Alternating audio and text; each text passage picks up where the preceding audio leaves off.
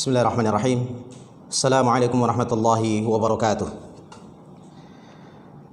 Alhamdulillah, wassalatu wassalamu ala rasulillah wa ala alihi wa sahbihi wa man tabi'a hudah. Asyhadu an la ilaha illallah wahdahu la syarika lah wa asyhadu anna Muhammadan abduhu wa rasuluh. Allahumma salli wa sallim wa barik ala sayyidina Muhammadin wa ala alihi wa sahbihi ajma'in. Amma ba'd. Qala Allah Ta'ala, ya ayyuhalladzina amanu taqullaha haqqa tuqatih wa la tamutunna illa wa antum muslimun. Sadaqallahul azim wa sadaqa ala rasulina al-karim wa nahnu ala dzalika minasyahidin wa syakirin walhamdulillahi rabbil alamin. Puji dan syukur mari kita panjatkan bersama kepada Allah Subhanahu wa taala atas segala karunia, rahmat dan taufiknya. Salawat serta salam tidak lupa kita sanjung agungkan bersama untuk kedua kita Nabi besar Muhammad sallallahu alaihi wasallam.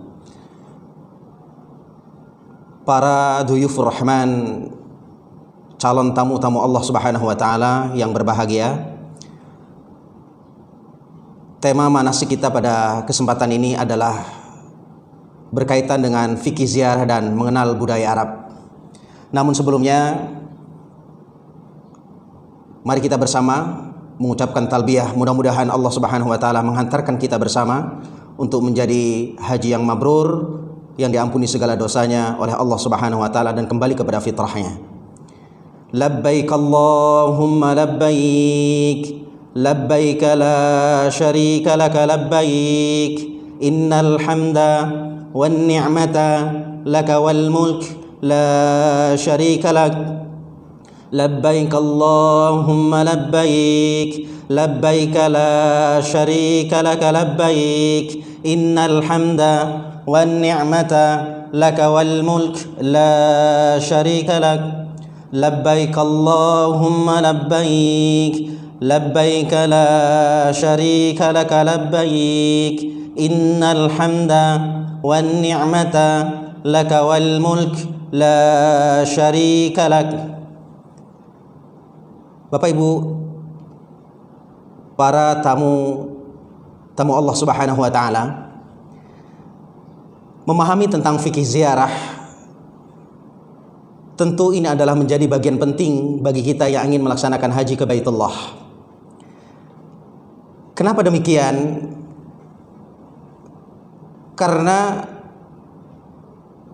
selain kita ingin mengetahui dan memahami apa dan bagaimana kondisi yang ada di Mekah Al-Mukarramah, kondisi yang ada di Madinah Al-Munawwarah dan seputar kegiatan haji di Baitullah, tentu ini akan menjadi satu pembelajaran yang sangat baik bagi kita ketika kita melaksanakan ibadah ke Tanah Suci selama 40 hari.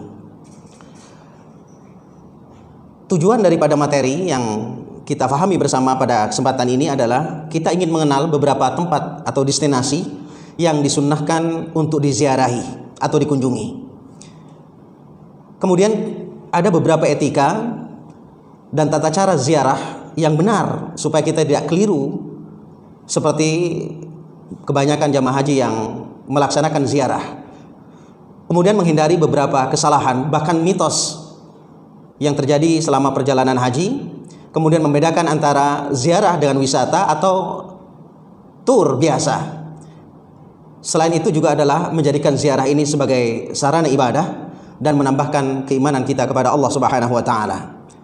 Karena kalau kita memahami dalam satu kata mutiara yang disampaikan oleh Hasan Al-Basri, beliau mengatakan man hasaba nafsahu rabih wa man ghafala anha khasir wa man khafa amin wa man i'tabara absara wa man absara fahima faman fahima alima. Siapa yang berintrospeksi dengan kegiatan yang ada ini, maka dia akan beruntung. Dan siapa yang lalai selama perjalanan haji ke Baitullah, maka dia akan rugi. Dan siapa yang khawatir, maka dia akan aman. Siapa yang mengambil pelajaran akan beroleh cahaya. Siapa yang bercahaya akan mendapatkan pemahaman, dan siapa yang faham dia akan mendapatkan pengetahuan. Inilah maka betul apa yang disampaikan oleh beberapa ulama berkaitan dengan ziarah ini bukan diartikan sebagaimana dipahami oleh kaum muslimin bahwa ziarah itu adalah identik dengan ziarah ke kuburan. Dalam bahasa Arab perlu kita fahami bersama, kata ziarah itu adalah akar bahasa Arab dari zara yazuru ziyaratan, yang berarti adalah mengunjungi. Mengunjungi dengan penuh kesenangan, penuh dengan kenyamanan, penuh dengan keilmuan. Dan ini yang perlu kita fahami dan kita garis bawahi. Artinya apa? Berkunjung ke tempat yang dianggap mulia, yang dianggap bisa mendekatkan diri kita kepada Allah Subhanahu wa taala, dan tidak selalu ini identik dengan kuburan. Tidak identik dengan ziarah ke kuburan. Maka orang-orang Arab ketika ingin bersilaturahim ke keluarganya, ke handai tolannya, ke saudaranya, disebut dengan ziarah. Maka ziarah ini juga identik dengan hampir sama dengan rehlah ataupun traveling. Dalam kacamata Islam ini sangat dianjurkan dan merupakan bagian daripada proses pembelajaran yang banyak manfaatnya. Bahkan disabdakan oleh Nabi Shallallahu Alaihi Wasallam, yaitu di antara 7 golongan doa yang mustajab, kata Rasulullah SAW, adalah salah satunya musafir, yaitu dengan rihlah al-muqaddasah, perjalanan haji ke Baitullah. Ini adalah bagian daripada penghapus dosa dan kesalahan kita. Amin ya rabbal alamin. Manfaat yang lain adalah juga membuat hati lebih peka dengan kondisi yang ada, supaya kita lebih mudah untuk melaksanakan perjalanan ketika kita berangkat dari Indonesia menuju ke Mekah. Kemudian ke Mekah, apa yang harus dilakukan selama di sana, dan kemudian balik lagi ke Madinah, dan apa yang terjadi dan apa yang harus kita lakukan selama di Madinah, supaya hari-harinya ini adalah bermuatan ibadah kita kepada Allah Subhanahu wa taala. Jangan sampai difahami punya gelar yaitu haji tamattu. Apa itu haji tamattu? Haji tangi manganturu, atau haji hardolin, dahar modal ulin. Dan ini kebanyakan. Kalaulah ini bisa kita atasi bersama sesuai dengan apa dan maksud daripada haji adalah ziarah, dalam bahasanya adalah mengunjungi rumah Allah Subhanahu wa taala dalam rangka melaksanakan ibadah haji, berkait dengan syarat, melaksanakan syarat dan rukunnya, insya Allah ini adalah salah satu pintu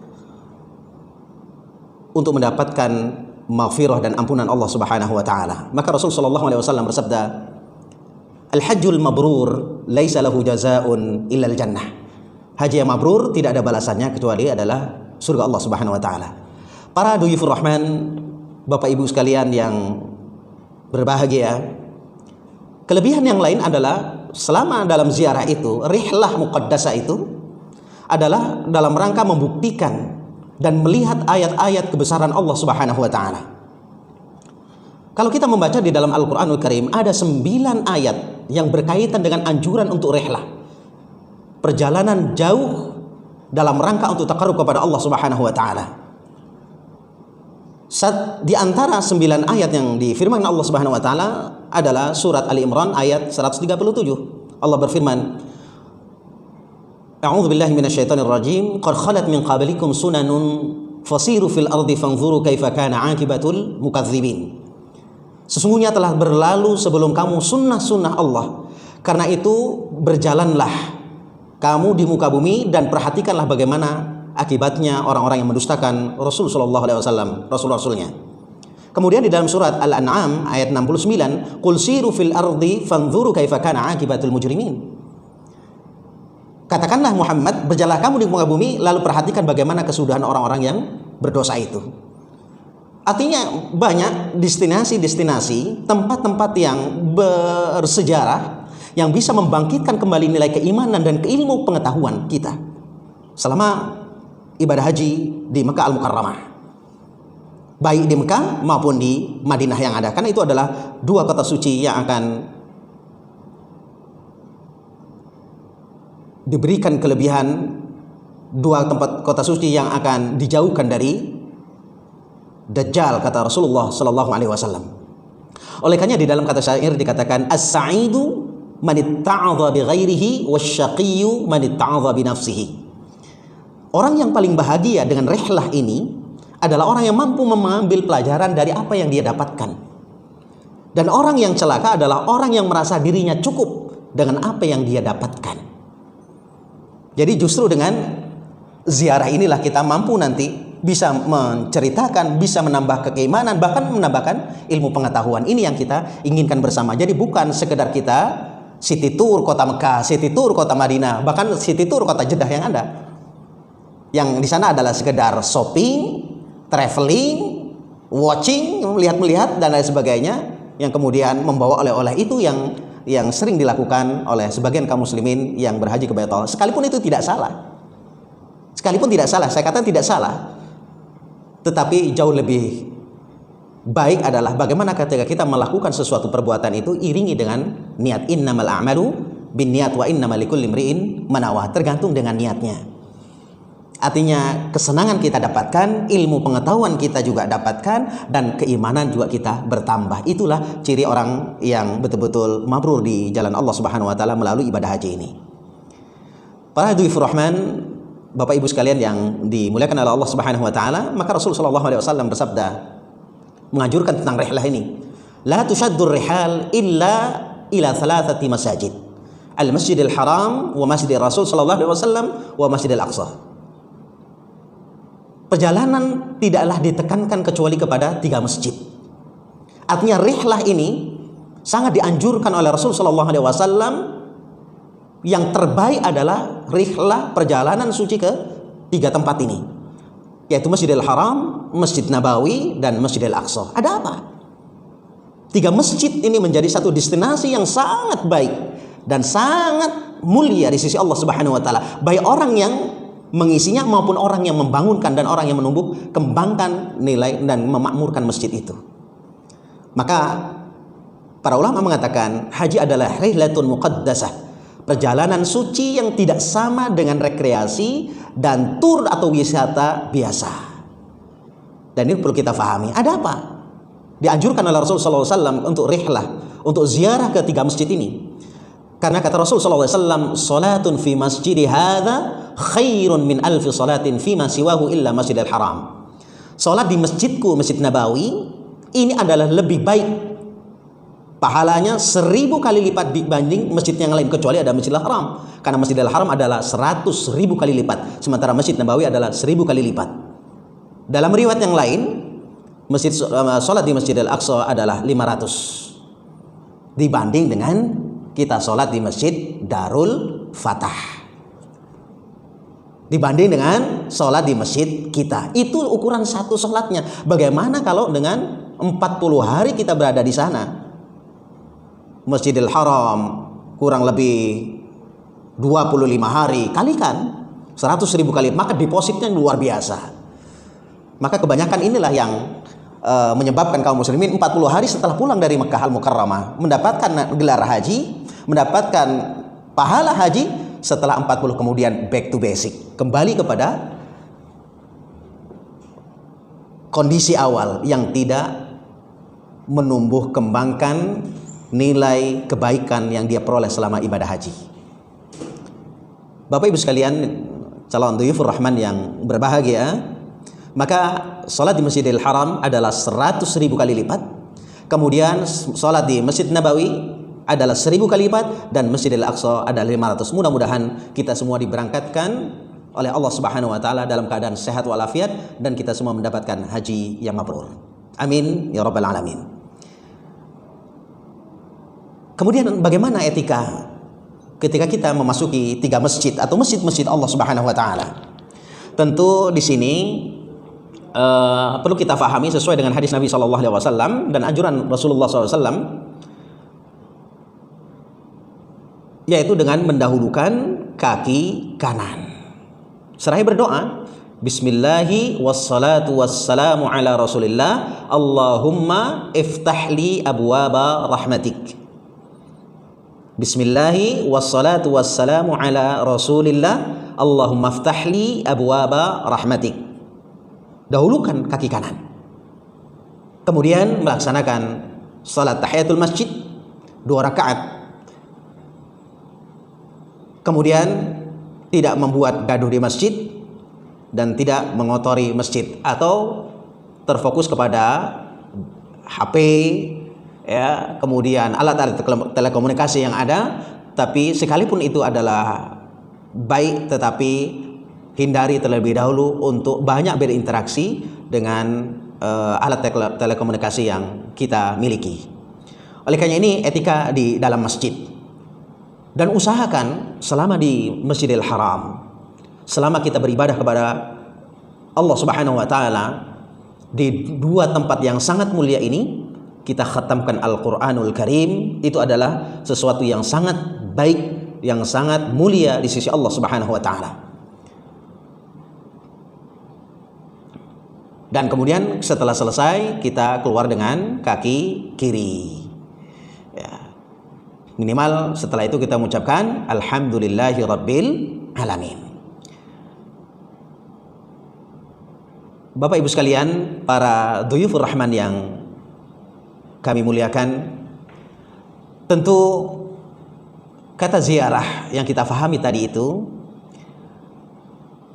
sangat erat hubungannya dengan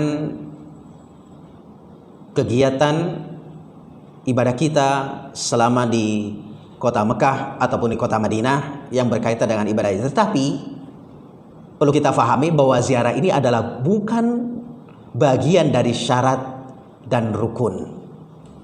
Bukan bagian dari syarat dan rukun atau yang membatalkan haji itu, karena haji memiliki syarat dan rukun tersendiri, sementara ziarah rihlah ini adalah idhafi, tambahan saja bagi jamaah haji, dan itu nanti ada yang dikelola oleh maktab dan ada yang dikoordinir oleh masing-masing jamaah sesuai dengan kesepakatan yang ada.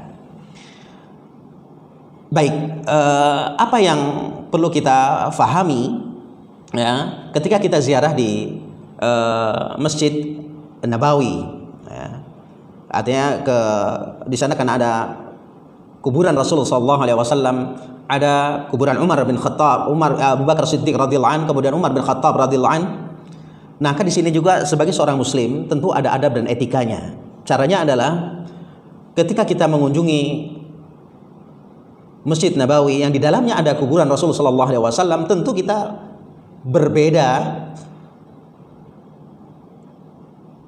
cara ataupun berziarahnya. Bagaimana cara dan etikanya? Tentu kita pertama mengucapkan dengan suara masing-masing, tidak harus keras-keras. Assalamualaikum ya Rasulullah wa rahmatullahi wa barakatuh. Ini kita ketika ziarah ke makam Rasulullah SAW dan membaca salawat kepada Rasulullah SAW, tidak usah merintih dan meratap-ratap sampai dengan memukul-mukul dadanya, sampai mengumpul kepalanya, supaya Rasulullah SAW memberikan anugerah kepada dirinya. Bukankah Allah Subhanahu wa taala telah berfirman, "Kulla amliku li nafsi naf'an wa la dharra." Aku tidak mampu memberikan manfaat dan mudarat. Kata Rasulullah SAW yang difirmankan oleh Allah Subhanahu wa taala. Oleh karenanya kita meminta kepada Allah, yang diperintahkannya adalah membaca sholawat yang banyak kepada Rasulullah SAW, dan ini pun atas perintah Allah Subhanahu wa taala, innallaha wa malaikatahu yusholluna 'alan nabi ya ayyuhalladzina amanu shallu 'alaihi wa sallimu taslima. Kemudian bergeser lagi ke arah kanan ke makamnya Abu Bakar Siddiq radhiyallahu anhu. Kemudian kita juga mengucapkan assalamu alayka ya Abu Bakar wa rahmatullahi wa barakatuh. Kemudian bergeser lagi ke kanannya, assalamu alayka ya Umar wa rahmatullahi wa barakatuh. Ya, kemudian kita memohon doa kepada Allah Subhanahu wa taala agar Allah memberikan ampunan dan keselamatan kepada Abu Bakar dan Umar, juga Rasulullah SAW.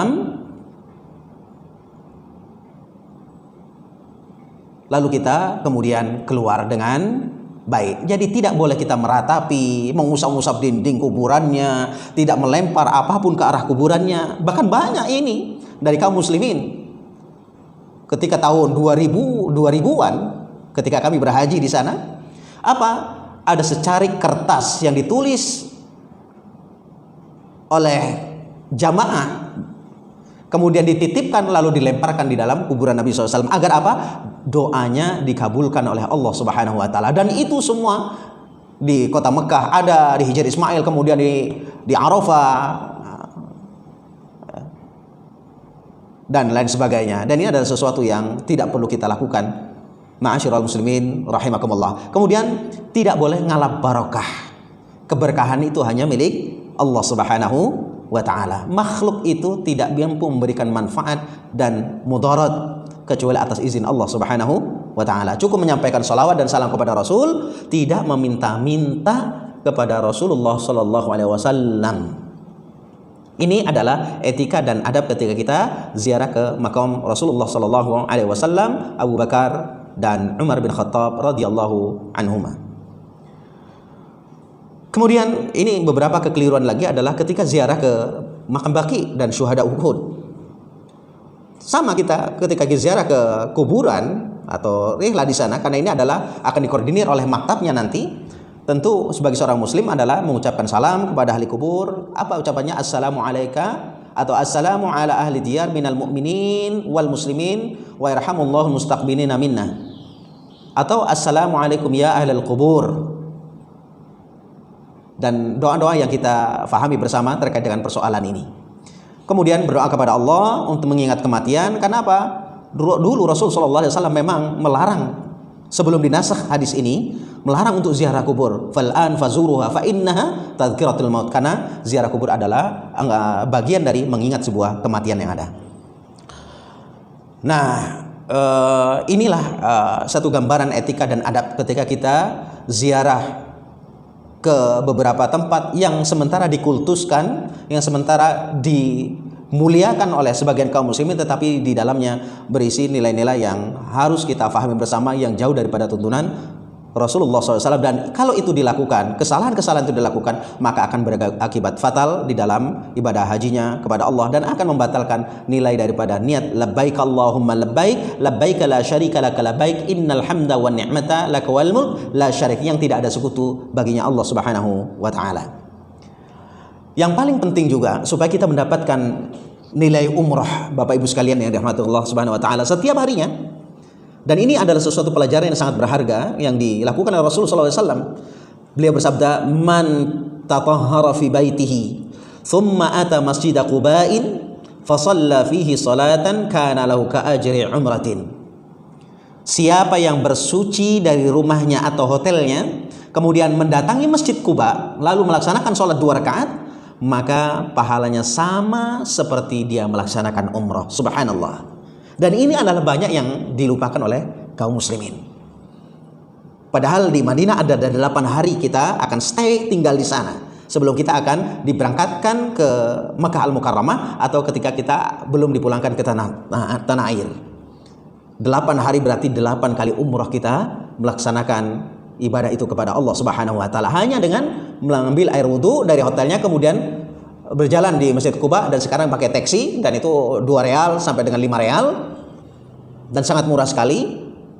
Pergi pagi semuanya, habis sholat subuh, sholat duha, kemudian berangkat, kemudian pulang lagi sebelum zuhur, sholat zuhurnya di Masjid Nabawi.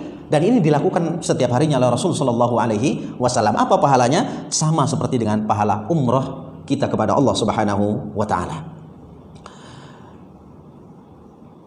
Para dhaifur rahman, bapak-bapak dan ibu-ibu calon jamaah haji yang dirahmati Allah Subhanahu wa taala. Nah, ini terkait dengan masalah ziarah. Ada sebetulnya beberapa tempat ziarah itu, baik yang ada di kota Mekah, ada yang di kota Madinah, dan ada juga yang di kota Jeddah. Tetapi Jeddah sekarang close, tidak diperbolehkan untuk dikunjungi oleh jamaah haji sejak tahun 2008. Itu terakhir. 2009 sampai hari ini itu jarang sekali jamaah haji yang melaksanakan city tour ataupun ziarah untuk melihat keindahan kota Jeddah, sekalian shopping di sana. Apa yang ada di kota Mekah perlu kita fahami bersama. Di kota Mekah banyak destinasi yang sangat mulia dan sangat baik, dan ini menjadi pelajaran menambah keimanan kita.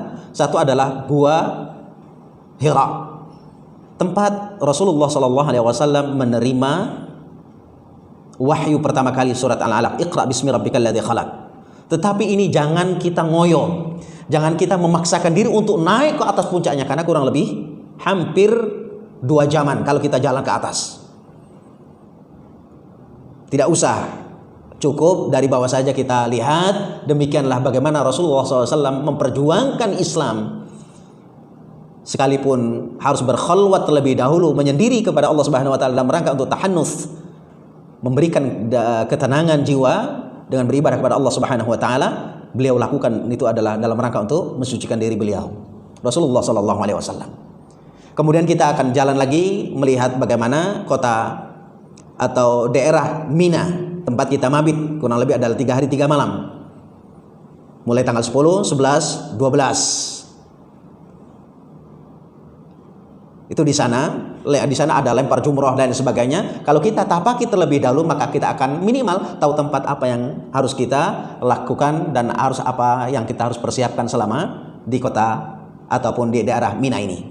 Kemudian jalan lagi kita ke Arafah. Ini adalah puncaknya haji, Al-Hajju Arafah. Di sana tempat dikabulkannya doa oleh Allah Subhanahu wa taala. Maka disinilah semuanya bersimpuh di hadapan Allah. Tidak ada satupun yang tidak menengadahkan tangannya kepada Allah kecuali dalam memohon ampunan Allah Subhanahu wa taala.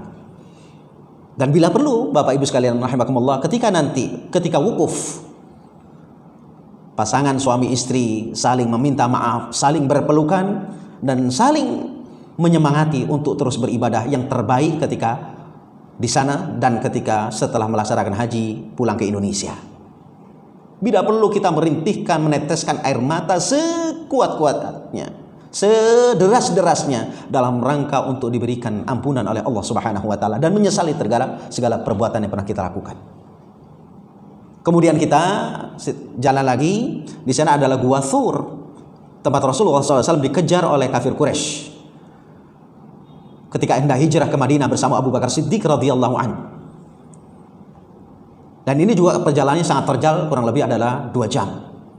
Tidak usah ke sana, kemudian akan muter ke tempat miqat, yaitu tempat Ji'ranah dan Tan'im, dan berakhir nanti ke hotel kembali.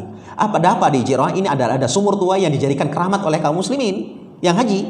Jadi lebih dahsyat airnya itu, lebih karomahnya airnya itu dibanding air Zam-Zam. Maka Anda yang mengambil itu untuk sesuatu kelebihan, katanya untuk jimat lain sebagainya, untuk dibawa pulang ke Indonesia, disebut dengan sumur tua.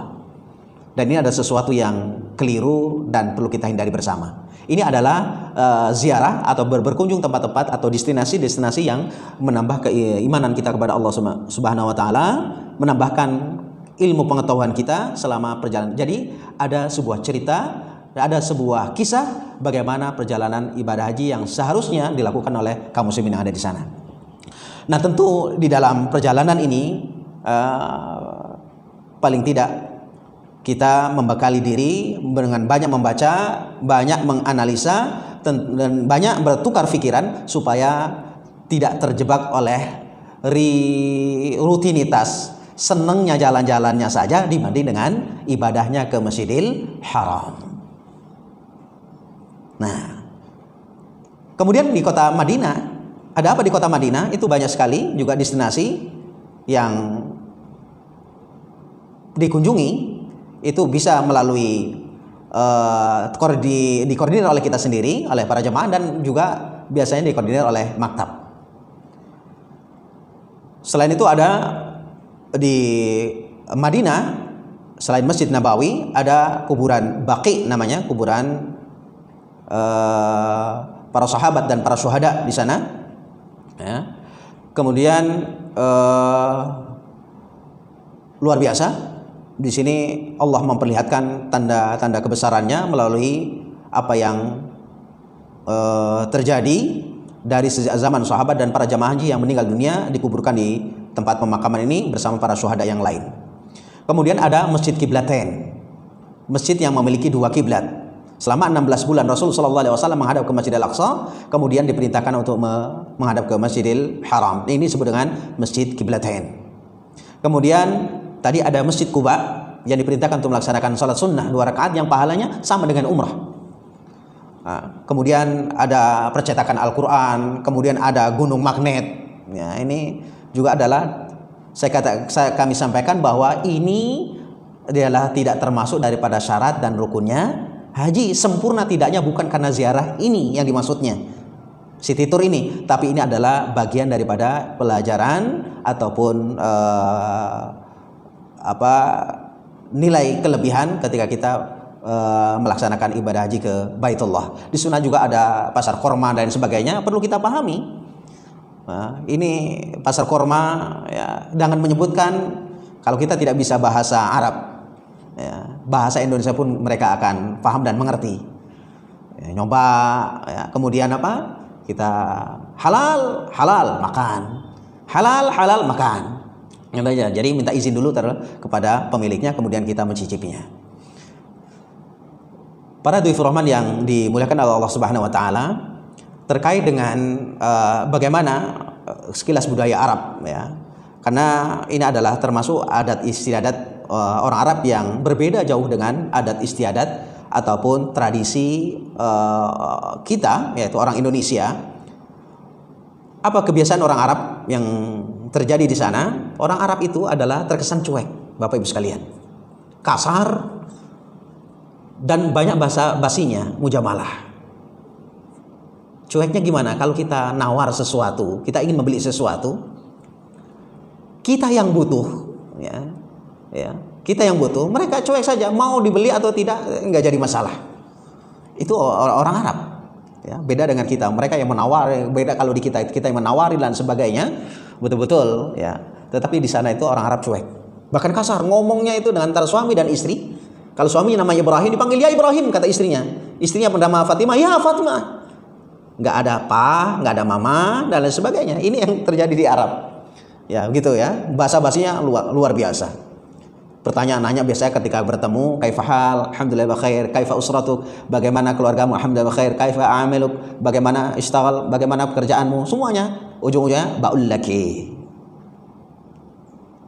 Ngomong-ngomong, ana astaril fulus, saya minjem duit, itu istilahnya. Itu orang Arab ngomongnya panjang mukaddimahnya, tapi ujung-ujungnya adalah dia ingin pinjam uang. Itu orang-orang Arab demikian. Banyak isyarat dan non-verbal. Ya, seperti misal tunggu dengan isyarat seperti ini. Nah, ya, bukan dibalik. Itu orang Arabnya. Maka kalau kita nyegat motor atau nyegat mobil atau taksi, ketika kita pulang ke hotel itu dengan telunjuk yang seperti ini, mereka tidak akan berhenti, karena ini adalah bukan isyarat orang Arab yang perlu kita pahami. Orang Arab itu adalah begini. Nah, ini adalah bagaimana istanna, tunggu sebentar ataupun berhenti. Nah, ini memukul kepala, itu orang Arab itu ada sesuatu kehormatan. Berbeda dengan kita marah-marah. Tapi yang jadi aib adalah ketika orang Arab itu memukul, maaf, pantat. Baik pantat laki-laki perempuan, itu adalah aib seperti kita memukul kepala kita. Maka ada orang botak, kita jalan ketika itu, ya. Kemudian dia jadi supir taksi, kemudian kita bahkan kawan ini di belakang nekein, tok begitu. Ya, orang Arab ini seneng. Kenapa? Tanda kemuliaan, tanda kesenangan, dan tanda penghormatan itu adalah dengan mengusap kepalanya. Ini orang Arab, ya. Nah, ini berbeda. Kemudian kalau di Masjid Nabawi atau Masjidil Haram sering melangkahi orang yang sedang sholat. Itu ada mereka demikian. Jadi nggak menundukkan badan kita lebih rendah kepada orang yang ada di samping kanan dan kirinya. Enggak, orang Arab biasa lompatin itu. Nah, Arab menganggap aib, ya, bila sesama jenis bergandengan tangan. Jadi laki-laki dengan laki-laki bergandengan tangan, itu adalah wallahi aib. Sebenarnya tidur tengkurap juga adalah katakan aib, bahkan haram. Jadi haram kata mereka, ya. Ini dilakukan adalah itu adat dan istiadat orang Arab. Kemudian orang Arab terbiasa bersuara keras dalam rangka mengekspresikan kekuatan ataupun ketulusan. Bahkan ada yang marah-marah itu dengan kata-kata yang seperti kita. Dia bilang, ya kalab, ya khimar, ya abu khamsin, dan sebagainya. Itu adalah kata-kata jelek yang harus kita hindari selama ibadah haji. Tapi orang Arab demikian kalau saling marahnya. Ini ya, demikian. Tapi kalau kita katakan ya battah, ya ghanam, mereka tidak akan marah. Kenapa? Kata celaan itu bukan adalah kata celaan, tapi battah adalah kata ketertawaan, untuk membuat tertawa atau senang-senang. Jadi tidak sama dengan ya kalab, ya khimar, yang lain sebagainya. Jadi salah satu ini kelebihan orang Arab adalah ketika menerima tamu, Ya, ketika menerima tamu, orang Arab itu akan memberikan apa yang dia miliki. Bahkan makanan itu akan dihidangkan. Satu meja penuh, full. Ya, full. Dan semuanya harus dimakan oleh kita sebagai tamunya. Makanya apa? Nah, perlu di sini, bahkan bekas gigitannya itu, orang Arab itu, tanda kehormatan dia kepada tamunya, dia akan berikan kepada tamunya. Makan daging, semuanya, separohnya untuk tamunya. Atau bekas minumnya itu dikasihkan. Dan itu mau tidak mau kita juga mengikuti pola dan tradisi mereka akhirnya. Nah, untungnya sekarang ada COVID-19, maka tidak mungkin terjadi seperti itu untuk tahun pemberangkatan tahun ini 2020. Jadi ketika menerima bingkisan mereka atau memberi bingkisan itu tangan kiri itu biasa mereka itu, ya, tidak aib mereka itu. Ya, itu orang Arab juga suka berbicara berlebihan tadi, yaitu basa-basi mujamalah. Contoh sederhananya adalah ketika kita memberikan, dia jawab ya Allah, la, ya Allah, la, ya Allah, ya Allah. Akhirnya apa? Diambil juga oleh mereka. Ya, akhirnya ini adalah basa-basi, ketika 3 kali kita sodorkan akhirnya diterima oleh dia. Jadi kemudian lalu lintas 180 derajat yang berbeda dengan di kita. Sebelum ada polisi tetap saja lampu merah itu akan diterabas. Itu rata-rata orang Arab demikian. Jika terjadi perselisihan, perselisihan cekcok antara satu jamaah dengan jamaah yang lain, atau supir taksi dengan supir taksi yang lain, datang orang ketiga hanya mengucapkan sholli ala nabi. Jadi salawatlah kalian kepada Rasulullah SAW. Allahumma sholli ala Sayyidina Muhammad atau Allahumma sholli ala Muhammad. Setelah itu tidak ada lagi pertikaian antara mereka. Ini adalah bagusnya. Jadi ketika ada orang yang bertentangan, yang sudah berselisih, ketika kita damaikan dengan hanya mengucap sholli ala nabi, keduanya akan mengucapkan sallallahu alaihi wasallam. Setelah itu selesailah perselisihan antar keduanya. Ini adalah contoh yang baik. Kalau kita sholli ala nabi, yang mengucap, yang memberi tangan justru ditonjok oleh orang yang sedang bertengkar itu. Ini kalau di kita. Oleh karenanya kalau menerima pemberian sering menggunakan tangan kiri, ya. Kemudian kalau jualan nggak bisa ditawar, itu biasa orang Arab itu. Saya enak sendiri. Tapi kalau biasanya kalau ibu-ibu ini dengan kepribadiannya yang baik, kemudian jamaah ini santun dengan si penjualnya, kadang-kadang itu digratiskan. Apalagi yang sedikit punya daya tarik lah oleh orang Arab itu, maka bisa-bisa itu adalah gratis, majanan, free. Tapi jangan coba-coba wanita memberikan ruang komunikasi yang berlebihan kepada laki-laki Arab, sekalipun itu yang berjenggot. Sekalipun yang berjenggot. Ya, seolah-olah dia semuanya adalah seperti kiai dan sebagainya. Tidak demikian. Perlu juga kita menjaga jarak, ya. Tidak seperti orang-orang yang tidak memahami tentang kondisi antara ikhtilat antara laki-laki dan perempuan secara umum. Ini adalah beberapa hal terkait dengan persoalan-persoalan adat istiadat orang Arab yang berbeda jauh dengan kita. Busana orang Arab, ya, hitam-hitam itu hampir rata-rata pakai jubah, pakai igel, ya, bercadar, lain sebagainya. Itu adalah salah satu yang dimiliki oleh orang Arab. Kemudian yang lain adalah